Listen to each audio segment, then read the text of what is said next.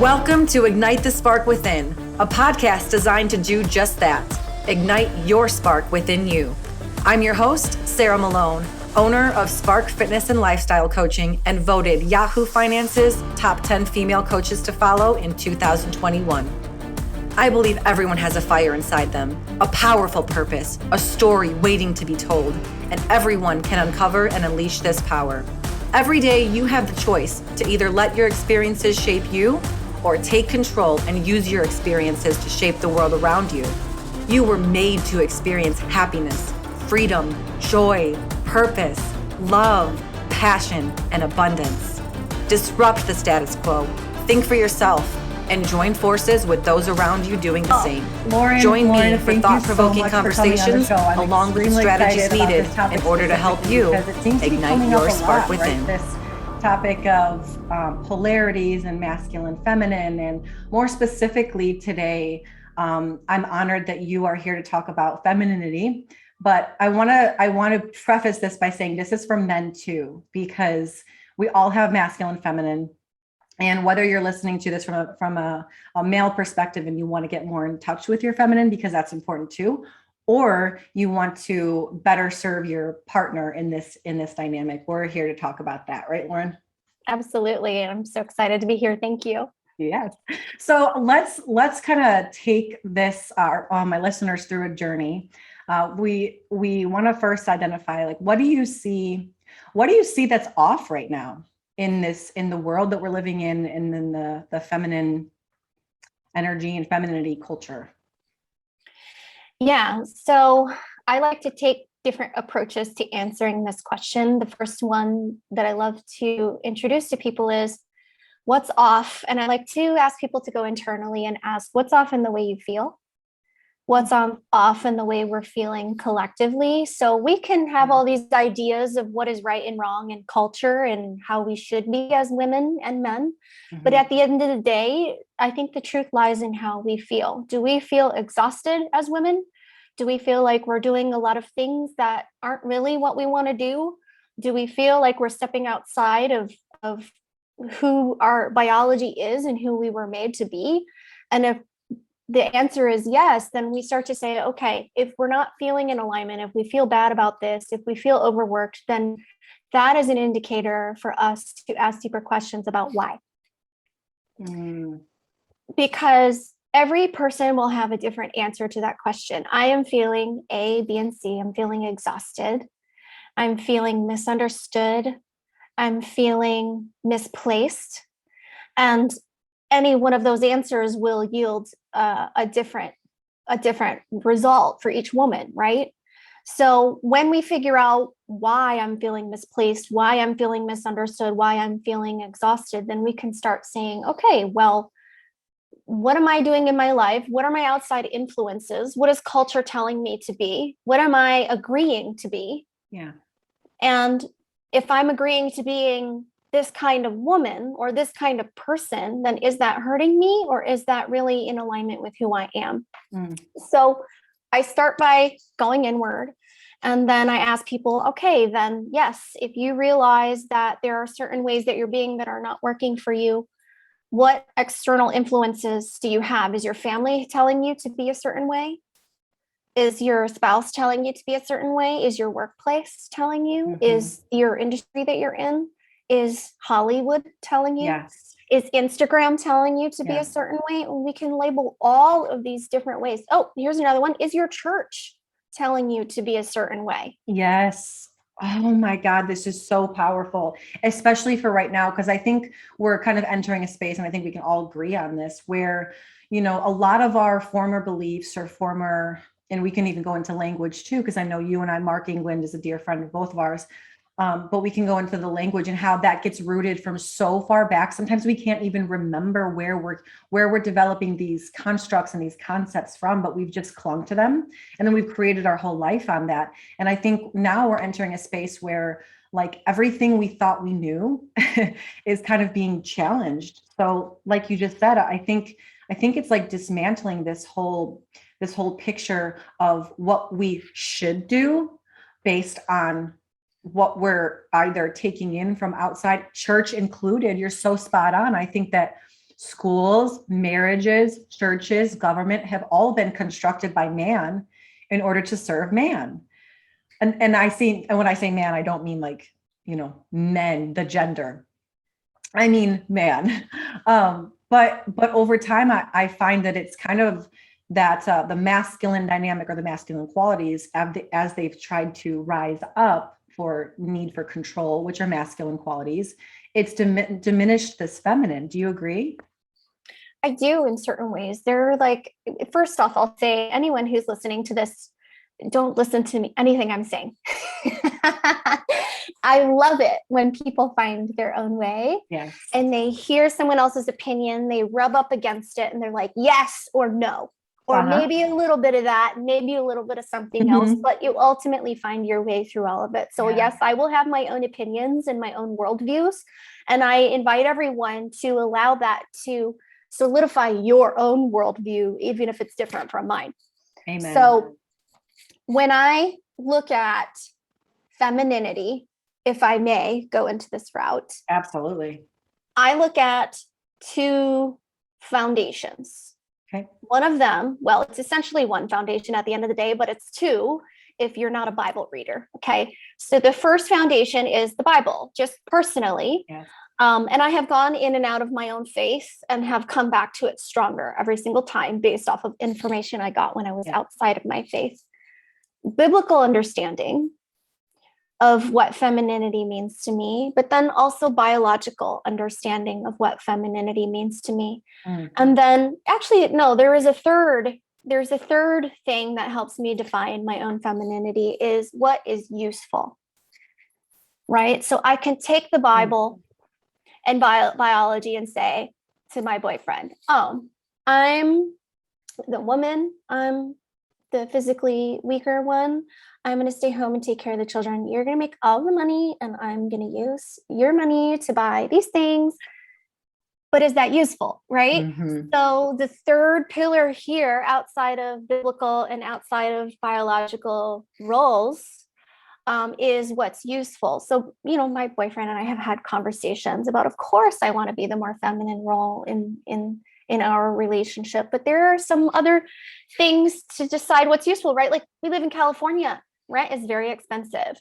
So yes, I am going to contribute to rent one day if we decide to, get to that level in our relationship. So what's biblical, what's biological, and then what's useful at the end of the day. Amen. And I think that kind of comes back full circle to what you said in the beginning of how do you feel? And it's so different. I think that feminine, masculine, specifically feminine, it's such a spectrum. There's no like definitive point. And I kind of feel like oftentimes we get in this sticky tendency to try to define it so rigidly. And it's not that way. Even if we want to, let's go into the Bible. I think the perfect example I think a lot of us are trying to balance the masculine versus feminine. And it's this beautiful art, right? That we find ourselves going back and forth. And it's so different for everybody. But if we want to see the perfect image, the perfect emanation of the perfect balance of masculine, feminine energies, it's Jesus Christ himself. He literally is the perfect balance of masculine, feminine. You can call it yin and yang. You can, we have these polarities all throughout nature.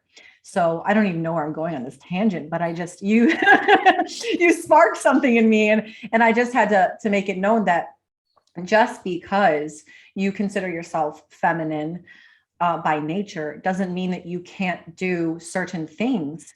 So that leads me to, well, then, if we want to talk about all the X's and O's, what would the divine picture of femininity look like? What's that look like to you? Yeah, when anyone says the word divine, I automatically think of God. I think of sacredness. I think of covenants. I think of sanctity. I think of a lot of the words that a lot of people are actually very resistant to speaking these days.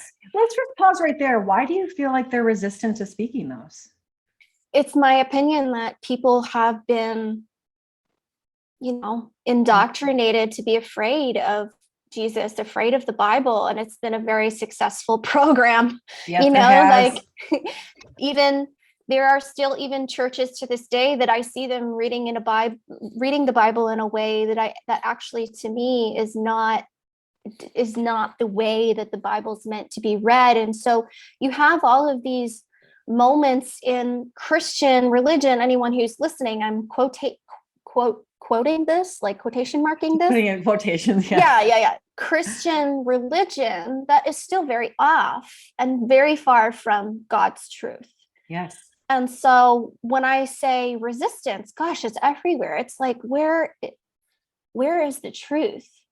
And so when you talk about the word divine, I think about ultimately love and truth, because you'll find everywhere in the Bible, whether love and truth feels good or whether it doesn't feel good, it is always absolute. It's always one thing. It's always something that's pulling you closer and closer. Yes. And the perfect divine image of femininity or feminine masculine, I really can only find that in my personal relationship with God, with Jesus, and my own personal study of the Bible as well. Mm-hmm. Because as any Christian knows, you can read the Bible and get the knowledge, but if you're not sparked by the living word, right? Yeah. There's a piece in your experience of reading the Bible, investing your time in the Bible, where it becomes life and it starts to rush through you. The words rush through you in a way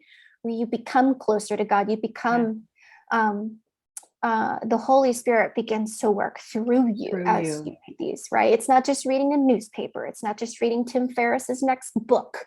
It is reading something that is going to live through you. Yes. So when you say divine, I say it's those moments where I feel so connected to God, so taken care of by God, or so dedicated in my prayer, whether I feel God or not. That brings me back to the truth. And the truth also expresses to me what my femininity needs to look like in this season. Yes. That's the important part that you just highlighted right there, in this season. It's like life is so fluid.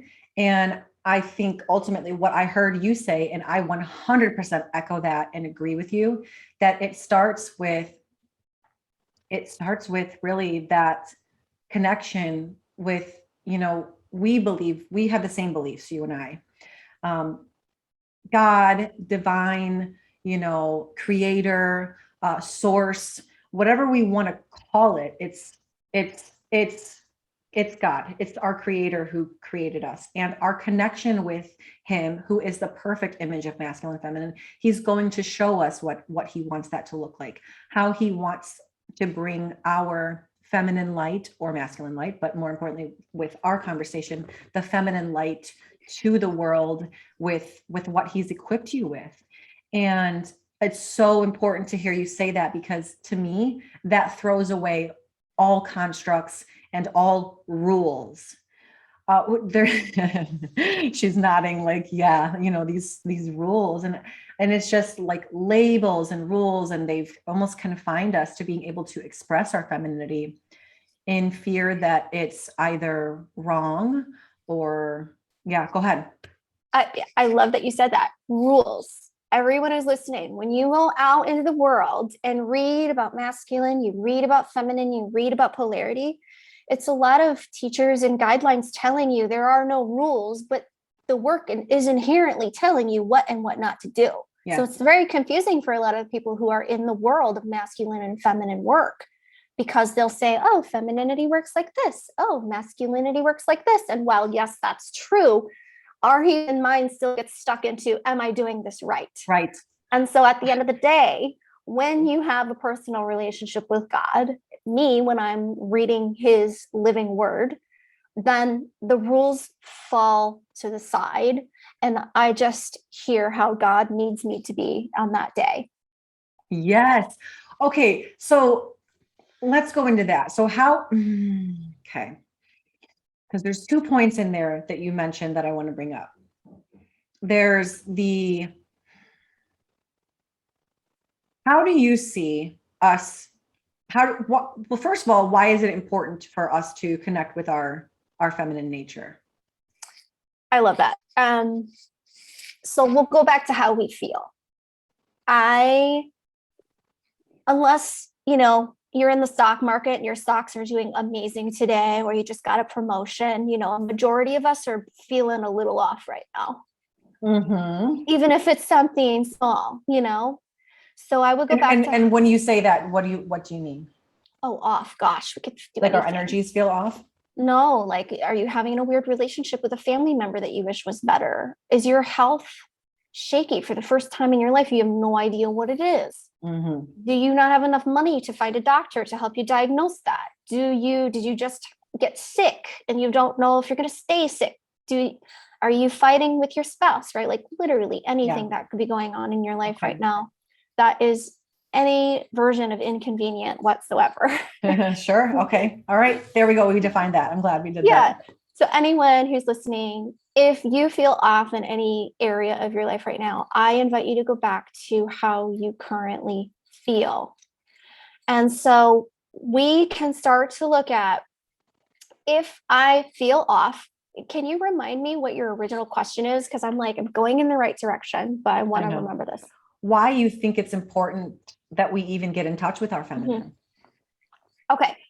So if you're feeling off right now, most of the time, anyone related to this femininity conversation, feeling off usually means you are veering a little bit too much into the masculine energy, or you're veering way too much into feminine, or for some reason you don't know who you are, where you came from. You're lost in your purpose right now. Mm-hmm. So why it matters is that we start to recognize a lot of us are a lot more in our masculine energy these days.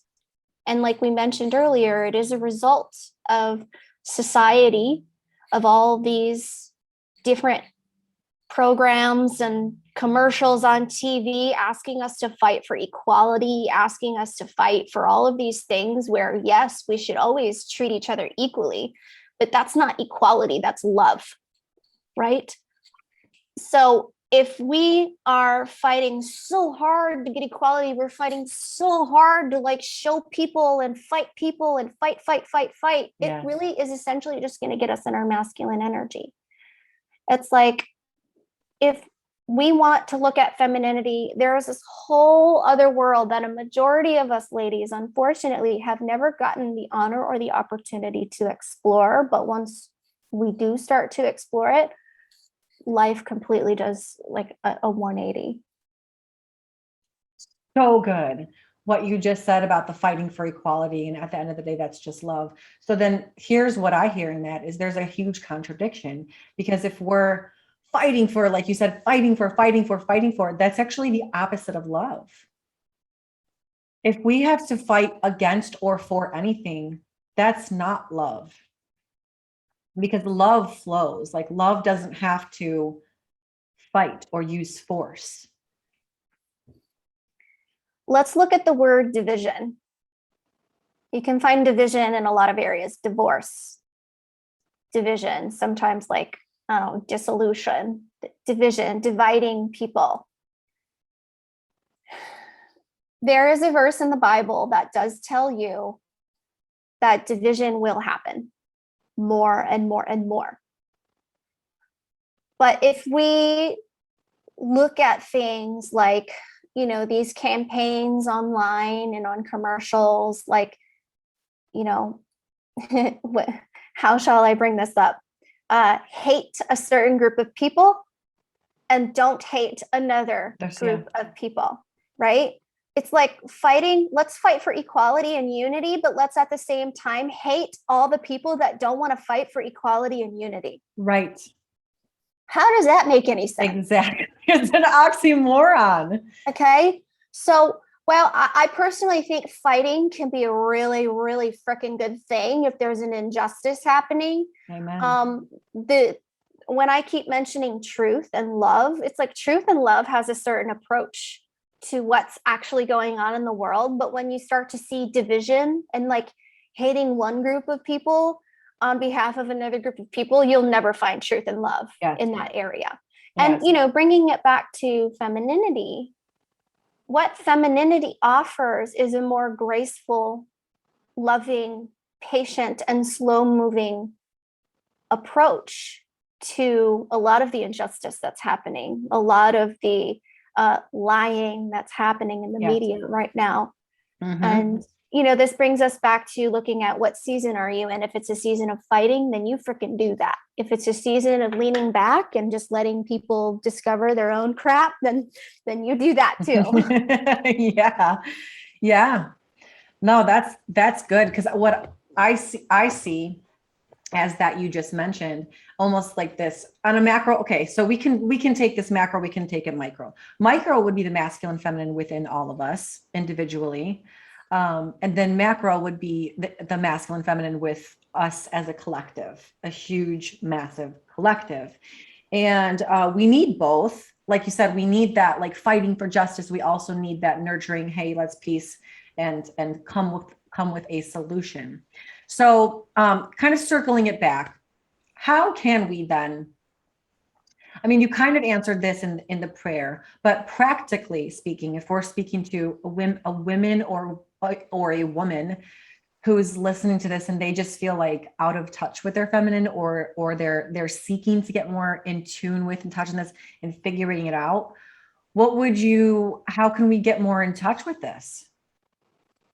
Because beliefs are powerful and language is powerful. We both know that from Mark, but then how do we dismantle this, and how do we allow ourselves? I think it comes down to allowing ourselves to open and expand our minds to saying like, hey, maybe everything I've been taught or the things that I believe aren't actually serving me.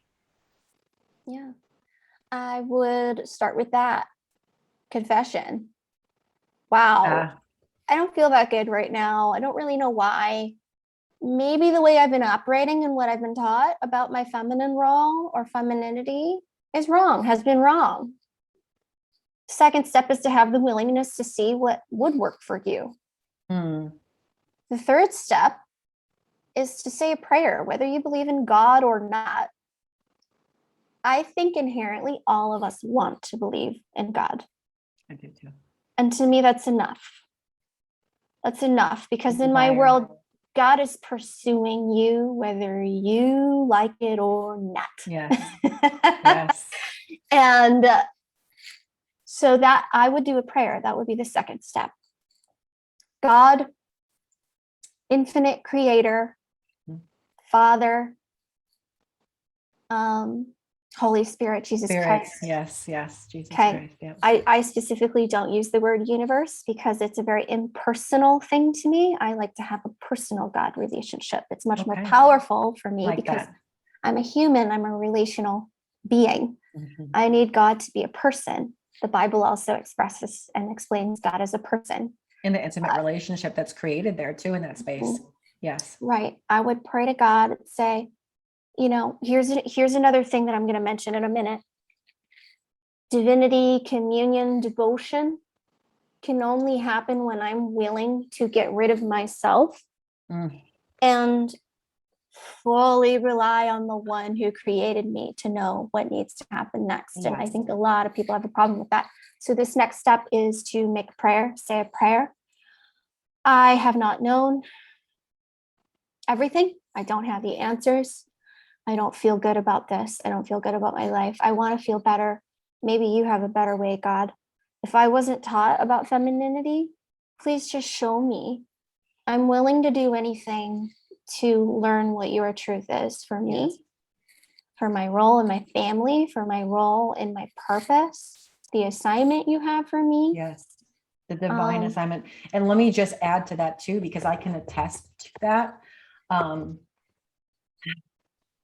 When you do this, doing it, sometimes you have to fake it until you can get there, but doing it from a place, but eventually you do have to get to a place where, you could be asking and you don't actually believe, or you don't feel it in your heart space. Your heart's different. You're like, okay, God, I feel like I should be asking for this. I don't really want that because I'm really I'm clinging to the control of this, truly though, getting to a heart space where you're releasing and relinquishing control. And literally, like, so Lauren, when you were saying that, it reminded me of a practice that I have to do. I have to do it every day because I'm human and I want to take back control all the time.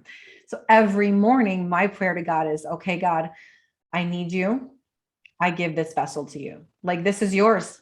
Do with it what you want. And then, guys, I kid you not, like this practice and this almost conditioning your heart and your mind to literally say, this thing, it's yours. Just show me what you want me to do and I'll listen. And I swear to you, he will show you what to do. Because all of a sudden, then I started turning on my feminine. I'm like, oh my God, like this is who I am, like dancing and free. And you feel yourself in your body. It's beautiful. It could be sexual, it could be non-sexual, but it's that feminine rising starts to come out. And let me tell you, the world is a better place because of it. Because when you're owning that feminine side to you, it's by divine creation. God doesn't make mistakes. He puts that in you for a purpose. And it's up to us to ask him how he wants that to come forth into this world. So I just had to say that as encouragement, because it's a practice that I've literally, you just described it, and I can tell you it's life changing. Yeah. Yeah. You spoke on the resistance of connecting with God. So in that prayer, in this step, when you're saying the prayer, here's something that not a lot of women think of when they're feeling resistance to Jesus or God. Let yourself be resistant to God, because guess what? He's still going to love you. Yeah. Just as much as he that's does so good. when you're fully open and free and trusting him and having all the faith in the world. But when you're closed and you're angry and you're resisting and you don't want to believe in him, he hasn't changed. He doesn't change. Yeah. Wow, that's so important. I'm so glad you brought that up, because I think a lot of people think that they're bad or wrong for being like having anything but reverence or love for God. And it's like, it's okay. You're like all of the emotions God gave us. So if you're angry with him, like tell him you're angry with him.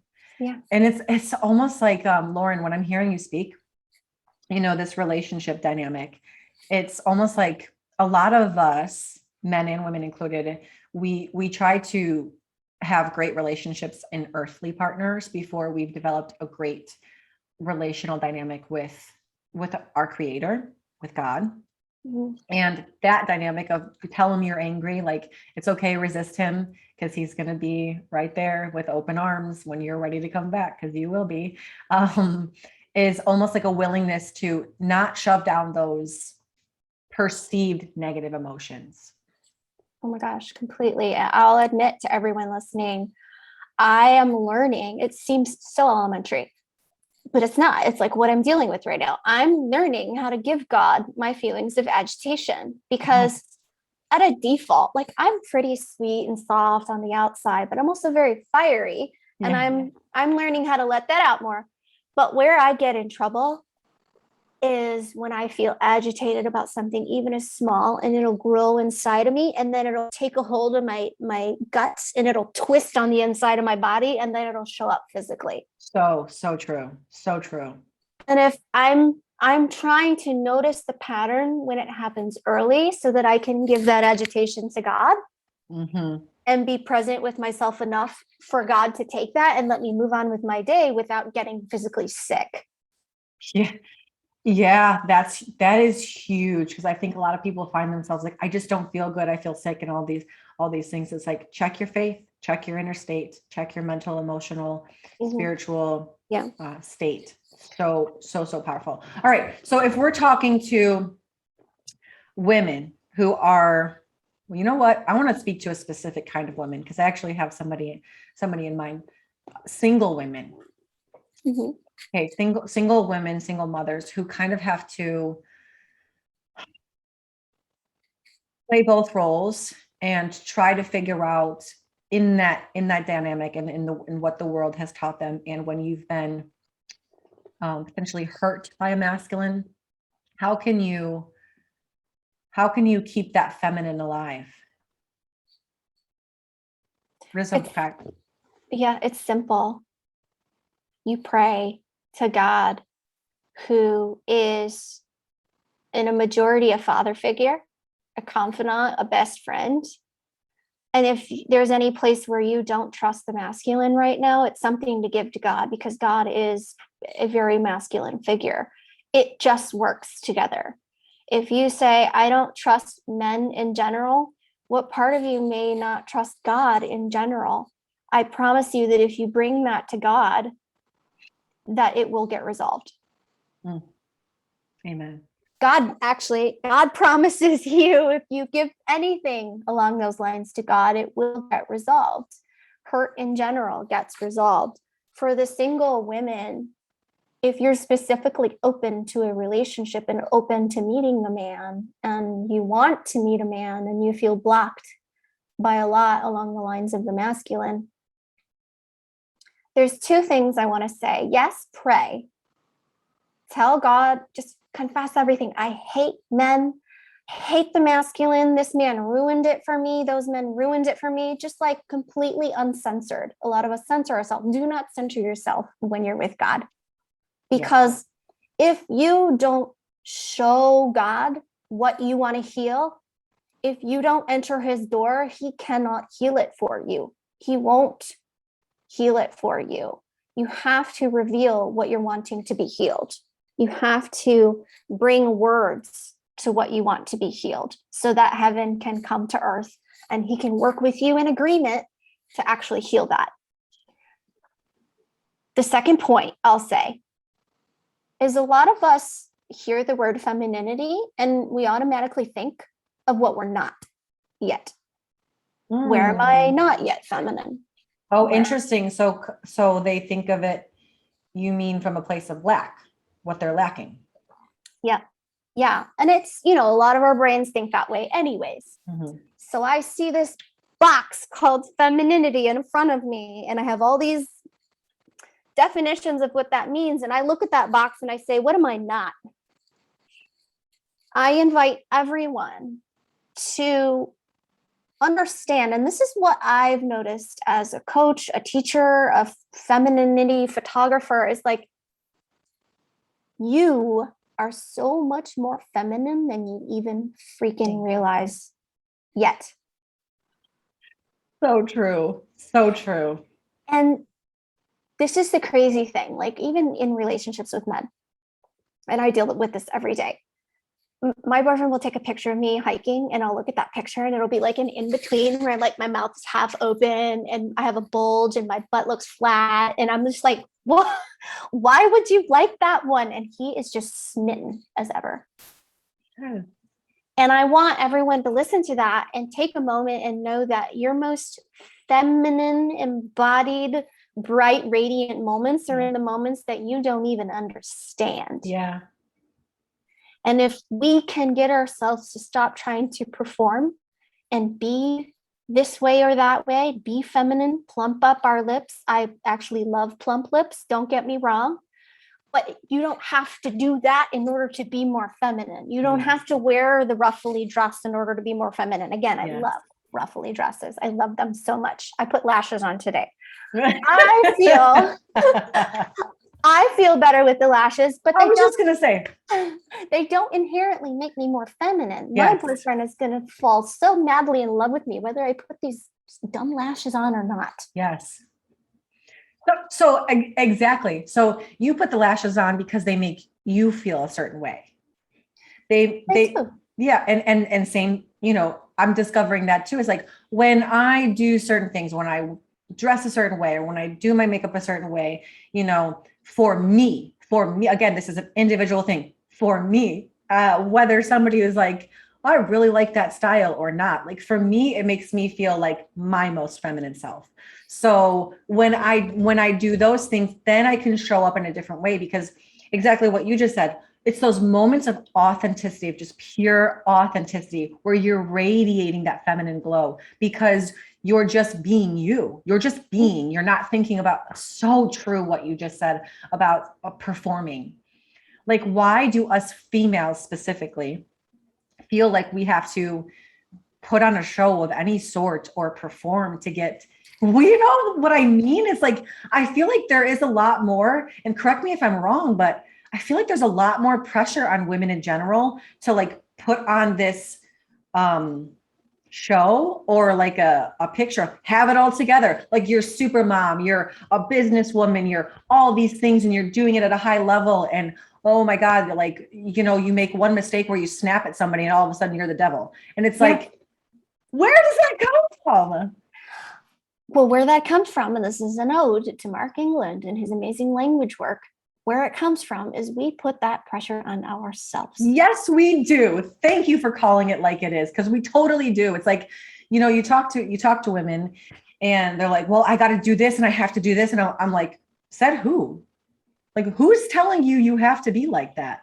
And they're like, well, I just, and it's like, it's your own like inner drive motor where you just, Yeah. So with these lashes today, like I went to a women's Christian conference this last weekend.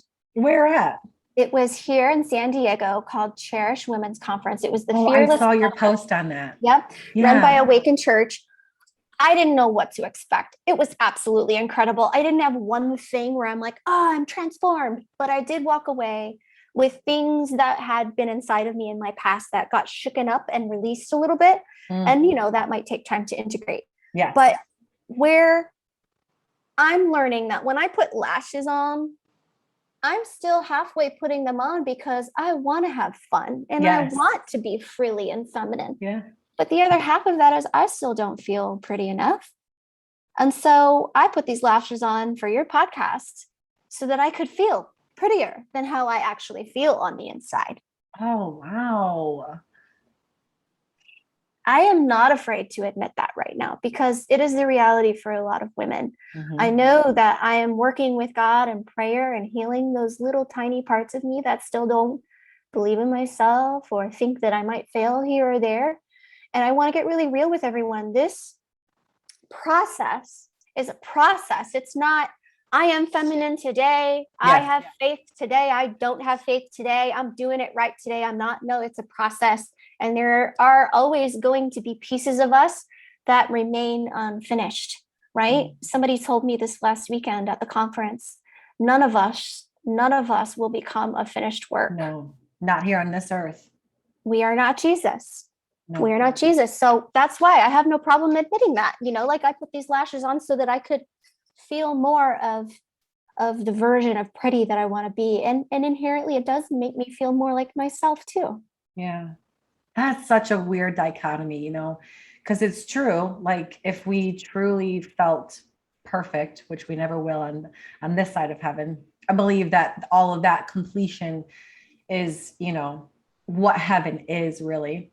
But as long as we're doing more, trying to bring more of heaven on earth, and truth be told, we want all these definitions of what heaven would be like or where it is or what is heaven like. And heaven really is just the perfect balance of those polarities and all of the beautiful, the whole array and the spectrum of masculines and feminines, that he created. It's like, again, no mistakes, but it's, yeah. I don't even know where I was going with that one either. He's going on these tangents. That's amazing. And, I do want to go a little bit more towards the roles, gender roles. Yes, please.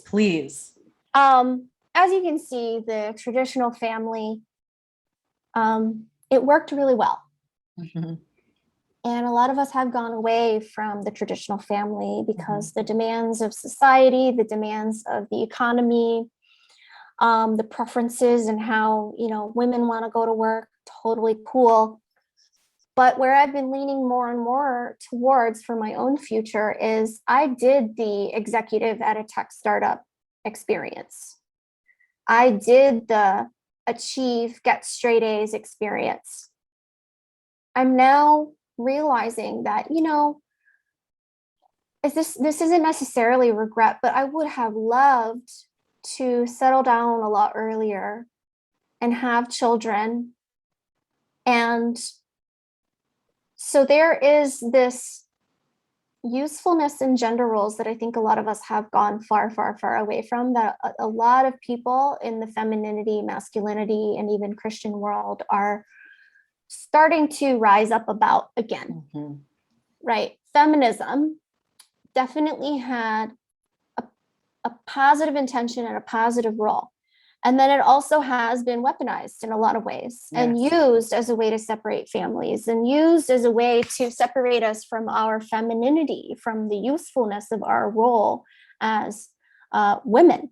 And so when I talk about gender roles and family dynamics and even basic biology, if anyone listening has been wondering, okay, I'm exhausted, what is my role here? What is my role needing to change into in this next phase of life? I invite everyone to go back to some of the useful traits of the traditional family dynamic. Woman as stay-at-home mom, woman taking care of the household, man going out and working and being in his purpose and staying in his purpose, and the woman taking care of the little details so that the man can focus on that one thing, and et cetera, et cetera. I've been leaning more towards, wow, in what ways am I trying to do everything in my relationship? And vice versa, what ways might my man be trying to do everything? And how might that be actually taking away from our biological roles and making our relationship even stronger? See, I honor you so much for bringing that forth. I kind of disagree on this aspect. Well, not disagree necessarily, more so challenge the idea of what the where the traditional like family structure and home life was derived from. Because I think that both men and women have a purpose. And I think that some women have purpose to stay at home and do those things. I think other women have purpose to be a voice or be out there on the front lines. Like there are frontline women. And so for my truth, I think it's personally valuable to connect first with your creator to say, okay, what is my individual purpose? And then who is my divine counterpart in terms of that? Like, how am I carrying on the collective mission of you, God, of this earth, and what's my role to play, and then decide what that looks like from there. Because I know for me that structure wouldn't work. I would not be who I feel like God wired me like literally DNA wise to be. But I think there's so many women who are, and it's okay. Like I think one thing is that's been a huge debate. I don't know if you ever follow Lisa Bilyeu. Mm-hmm.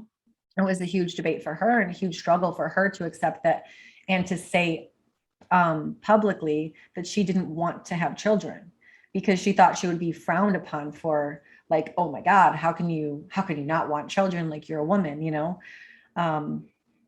So yeah, that's a sticky one for me. I understand. And I mention all of that not to say that women belong in that role. I mention all of that to be used as a tool to find all the ways in which we resist that concept so that we can find magical places where that exist beyond resistance, right? So let's say someone who's like very gung-ho about traditional relationships in general, like against it. I've met many women who have been like, nope, tradition, not for me, not for me. Can you see how there could be some magical pieces within traditional relationships 100%. That if they were just even open to looking at that, they'd be able to grab for themselves? Yes, I agree with you. That's why I mention, where here am I resisting traditional relationships, stay-at-home mom situation that could be for me, so that I can find more of myself and more of how my creator wants to be, rather than just assuming that I need to jump in and be a stay-at-home mom. So that's why, like, when you say I feel resistance or I don't agree with that, actually that's amazing. That's where I want women to go.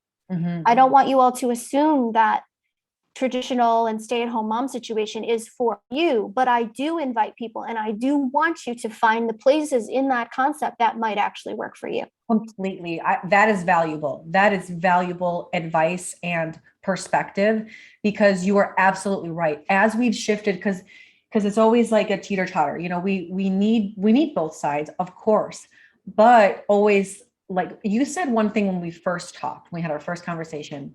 I'm going to butcher this probably. Simplicity, complexity is simple, or what was it? You know what I'm talking about. I think I said, tell me if we're wrong. I don't remember what I said about complexity. I wrote it down. Okay. But I do remember that confusion is not God, is not of God. God is simple. You said complexity is simple. Oh, okay. And you can take complexity and make it simple at the end of the day if you're looking at it with the right perspective. Yeah.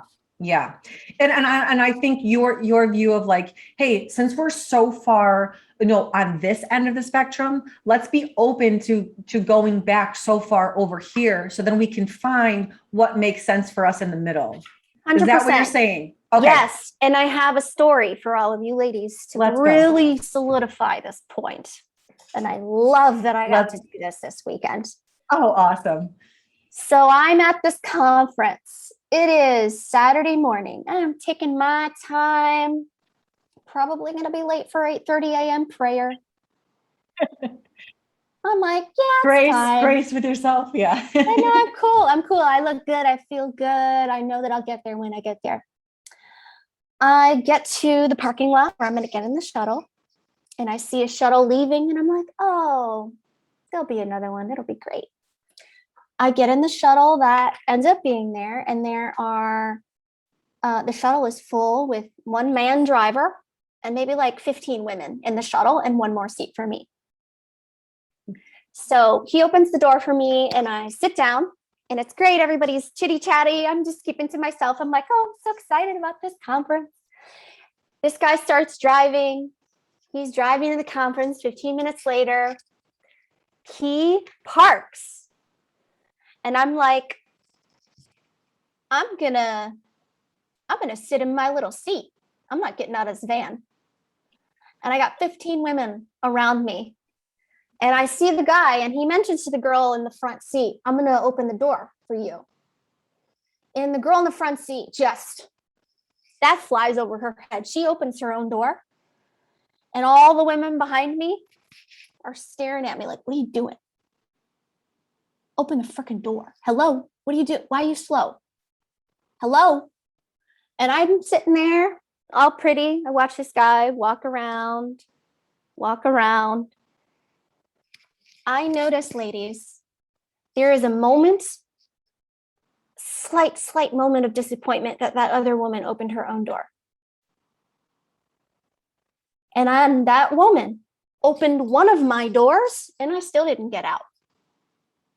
I waited for that man to open the other door.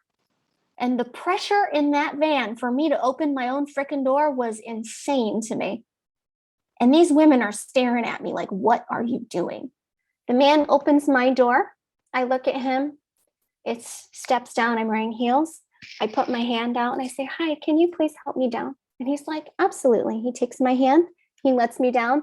Everyone gets off the van. This, ladies, is an example of how you be when you allow yourself to go to the other extreme and say, what are the amazing things about traditional marriage, the best parts of it that allow me to surrender to a man, even though he may not be doing it in the way I need him to do it? Oh, so true. Because what I heard in that story was not surrender. 100%. That was strength. That was strength, because you were so, here's what it is.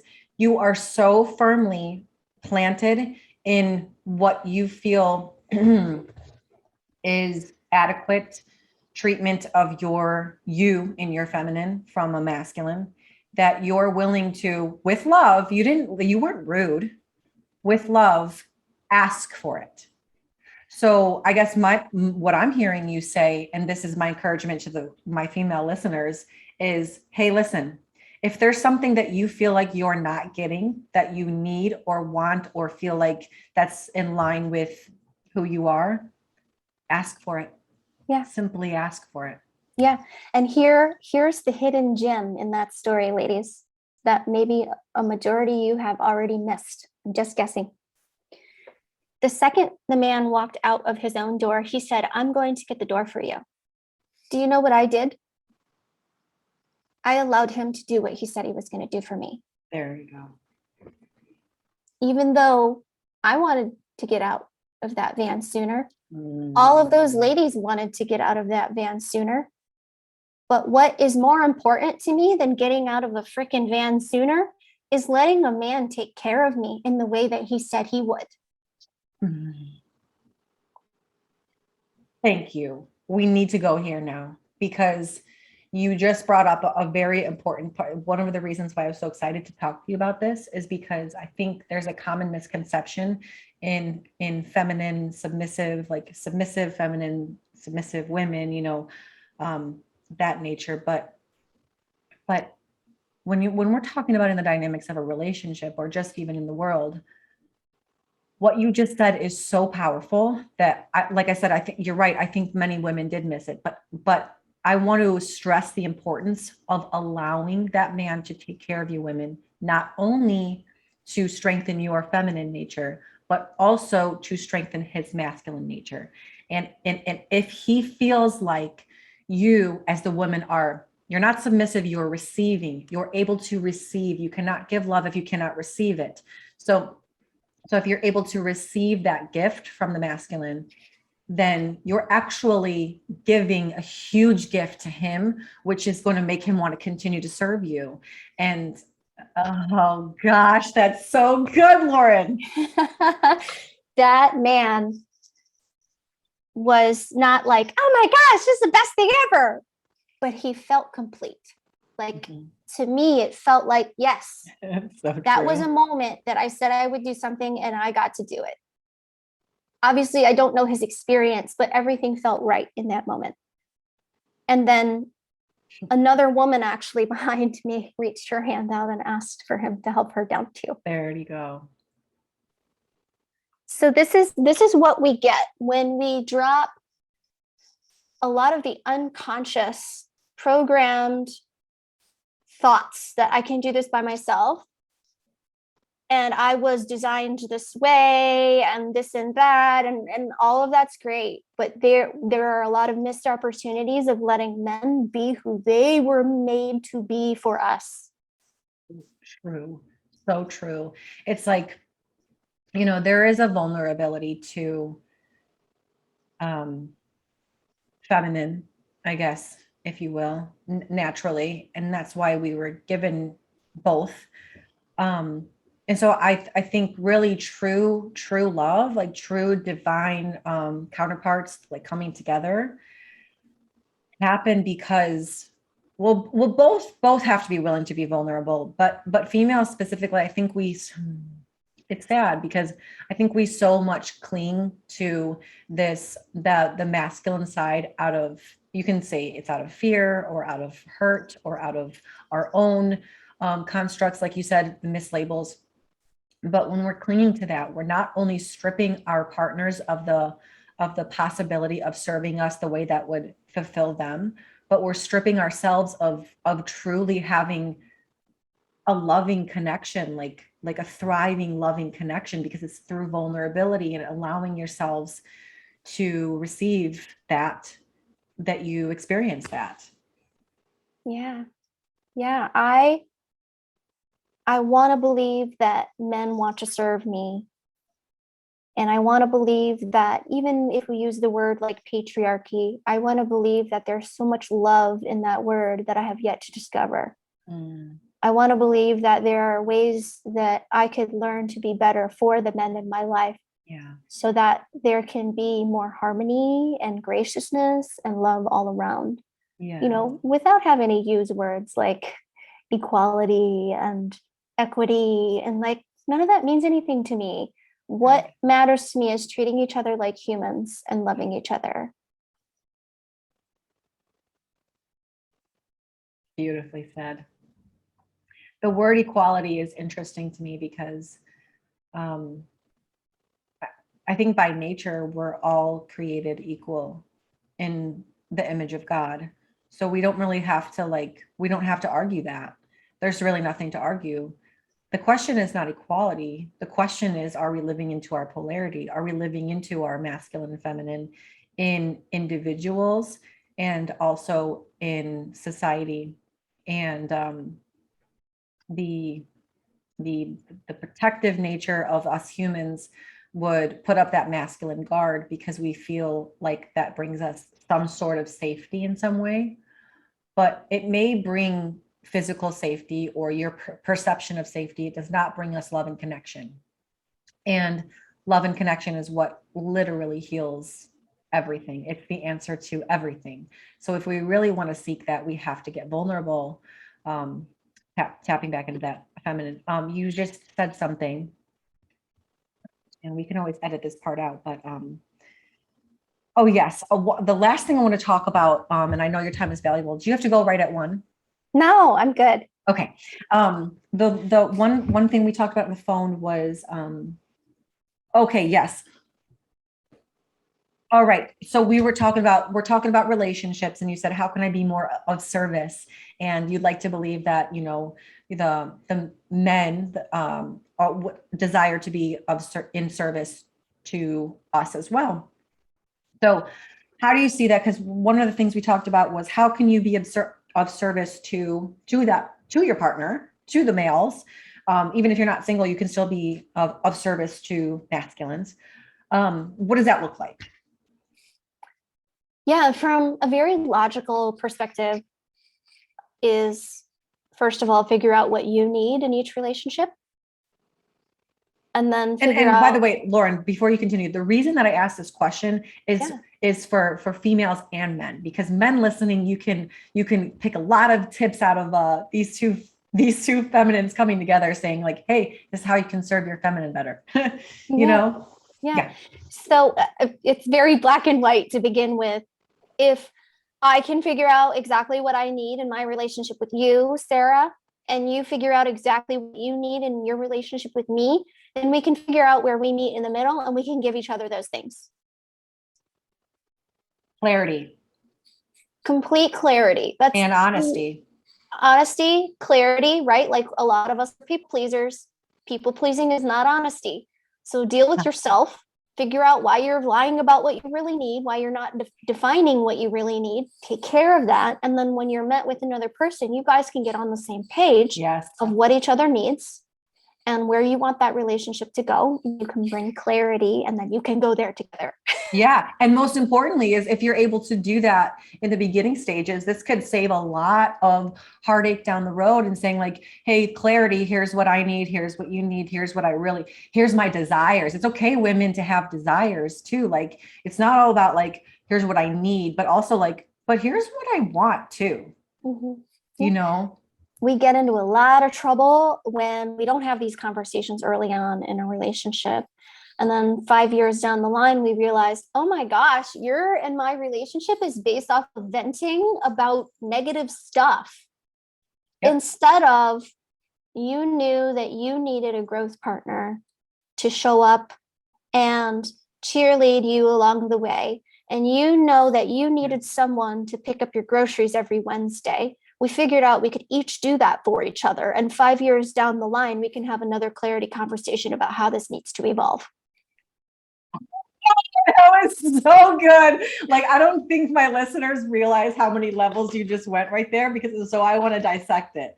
First of all, we have to just start at the beginning of how it's so crucial to have these honest, and let's be real about what honesty is. Honesty is not saying what you think somebody else wants to hear in order to get them because you want them. Okay, honesty is saying what you actually need based on your own solidification and knowing of yourself. Like, take the time to get to know yourself so you know even what to ask 4, which is really hard for people, and it takes a while. Yeah. And I think so many people get married too early and too fast because they haven't taken the time to get to know what they truly, truly need. So have these conversations out of the gate. You said you need a growth partner. And it's like you wake up 7 years later and you realize I have a functional marriage that we've like traditionally done all the right things, but we're not connected because I wasn't able to express what I needed, like at the soul level. I know what I needed on the, to create this picture, but I didn't know what I needed to create fulfillment in this structure. Oh my God, that was so good. And then you said, we both figured out that you could do this and I could do this. And then we have another clarity conversation to think about how this evolves, because life is so fluid and it's important to revisit and continue to have these conversations. So honesty is so important, because then you can either decide early in the gate or early before marriage is a covenant to say, I don't think that I'm the person for you then. 100%. And that's scary for a lot of people, because that means abandonment for a lot of people. Rejection, yes. Yeah, yes. which reminds us of all the times we were abandoned in our past, so Yeah. I love Jordan Peterson's work because, he talks a lot about relationships in a very practical way, like we just did. And then also at the end of the day, like, if you are someone who has a really hard time figuring out what you need or expressing your needs, this is where a coach or a therapist or a program comes into play. Okay. A lot of us are resistant to investing in those things. And if you want to get what you want in this world and what you need, and if you want to be a functioning human being, you need help. We need help. We need help. We do. Yes. Oh man, that is so good. So I think, our main takeaways from this that I'm getting is permission. It's okay, women, to give yourself permission. And it's also okay. You mentioned on our first discussion too about desires, like know your desires, not just your needs, but your desires, and really like live into those and know your values. Know what brings you pleasure. Mm-hmm. A lot of the women are disconnected from pleasure, which, goes into desires, wants, and needs as well. Okay. Are you going to just leave us with that, Lauren? Come on. Well, yeah, when we're for women, it's different for men. Women are more sensual. We are diffused awareness beings. We're paying attention to much more pieces of information than any man is on any given day. We use our senses to make sense of this world. We use both hemispheres of our brain all throughout the day. We use 10,000 more words than a man all throughout the day, right? Aren't we such amazing creatures? So amazing. And if we don't understand that we operate that way, we can miss out on a lot of amazing opportunities to experience pleasure. When we're not allowing ourselves to experience pleasure, we might as well be men. Like, we've been given bodies and sensory systems to enjoy things and indulge and like love and take delight. Yes. And a lot of the times when we're in our pleasure, men are more magnetized towards us, because if you look at Alison Armstrong's work or other femininity teacher, like, men actually feel quite mechanical on a day-to-day basis because they're focusing on their purpose and they're hanging with the boys and all that. So like, we are the ones who get to bring feeling and pleasure and to ourselves and life and our relationships. So when you spoke about desires, wants, and needs, I also say for women, it's pleasure. Amen to that, because you're absolutely right, is turning that pleasure mechanism off. You're right, we do become like men. We're trying to do all these things, but that's our superpower.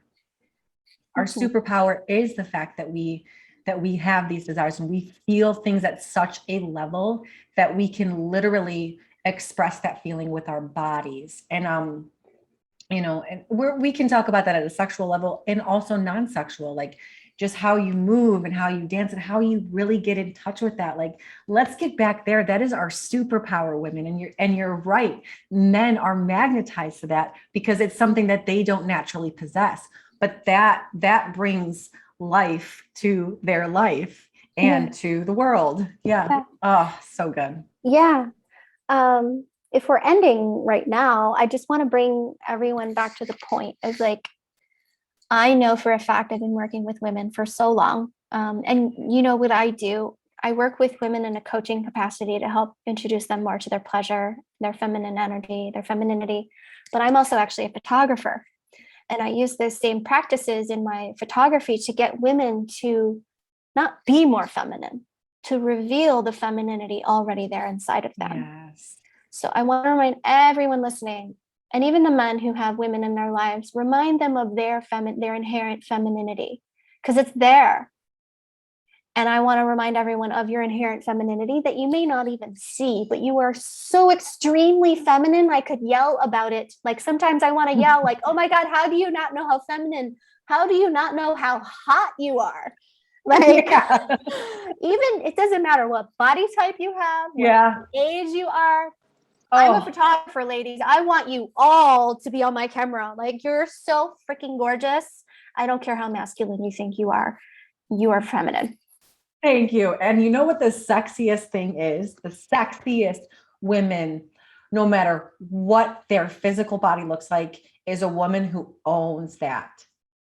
Yeah. Like when you are just owning all of your essence, every single part of it, I'm like, that is a sexy woman. I don't know what it is about her. And I can say that as a woman. Like, there are women that I see who are just owning every part of their being. And I'm like, that is sexy. And I know men think of that way too. So just, gosh, own that. So now, this is a perfect opportunity. Lauren, please tell us where we can find your work, and then, social media and where everybody can go follow you. And if you're interested, ladies, on getting some of this coaching for yourselves, where can we find you, Lauren? Yeah. So my website is femininedevotion.com. And you can find me on Instagram as Feminine Devotion. And then I also have a devotional for women who are interested in getting more in touch with Holy Spirit and really starting to create a closer relationship with God. And you can find that on femininedevotion.com/devotional. Thank you so much. What an honor to speak with you. And gosh, I feel like I could go down the rabbit hole on this discussion because it's so powerful and it's so prevalent right now. But thank you so much. And I will link all of your information in the show notes. And guys, thank you so much for listening. Please subscribe. Please share this channel, and we'll keep igniting that spark within. And until next time, we'll talk to you guys soon.